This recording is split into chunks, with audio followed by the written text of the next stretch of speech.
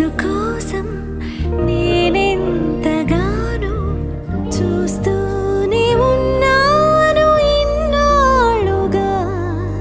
మౌనాలు అన్నీ మాట్లాడుతుంటే కనువిందుగా ఉంది తొలిసారిగా.